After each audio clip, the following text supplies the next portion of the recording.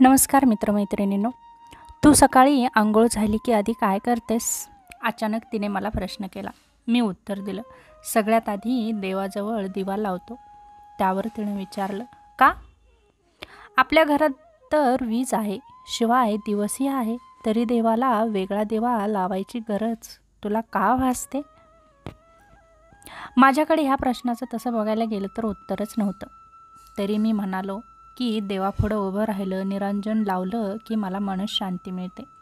त्यावर पुढे जे काही ती बोलली ते तुम्हा सर्वांबरोबर आवर्जून शेअर करावंसं वाटतं. ती म्हणाली, कदाचित आत्ता मी जे सांगत आहे ते तुला काहीसं विसंगत वाटेल, पण समजून घे. तुला सांगू का, प्रत्येक माणसाची जातकुळी वेगळी असते. आपण एखाद्याला बघितल्यावर किंवा त्याच्या वागण्यावरून काही विशेष ठोकताळे बांधतो. काही माणसं काही क्षणातच मनाला भावतात, तर काही कितीही सहवासात राहिली तरी ओढ नावाची गोष्ट निर्माणच होत नाही. का? काही माहिती नाही, परंतु त्या नात्यात ओढ वाटत नाही. मन एक अजीब रसायन आहे. फक्त सौंदर्य हे प्रेमात पाडायला कधीच पुरेसं नसतं. खूप सुंदर असलेली व्यक्ती जर हट्टी, आत्मकेंद्रित आणि अहंकारयुक्त असेल तर ती व्यक्ती देखील कालांतराने कंटाळवाणी, नीरस वाटू लागते. कितीही सुंदर दिसत असली तरीही, कारण शेवटी आपण व्यक्तीच्या स्वभावाबरोबर राहतो.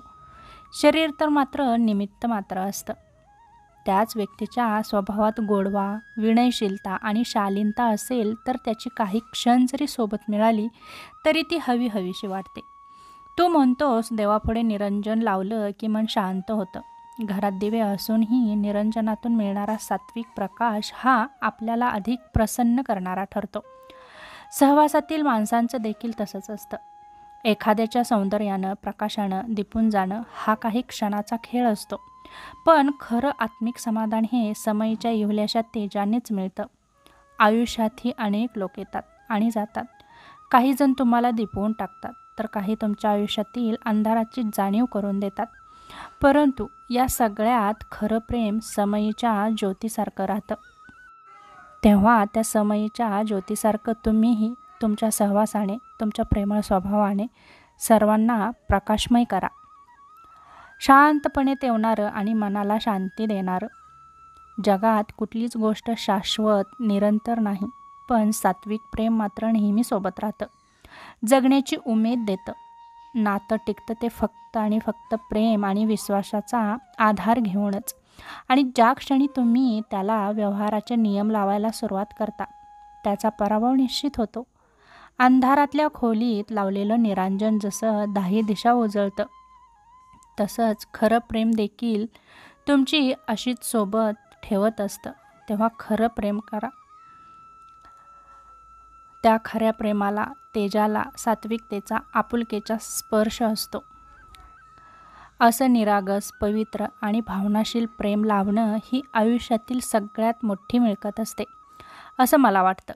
पण आजकाल असं प्रेम मिळणं ही गोष्ट अशक्य आहे. मी प्रेमाविषयी लिहिते म्हणून तुम्हाला सहज सांगितलं, तेव्हा त्यावर मी प्रसन्न असं हसलो.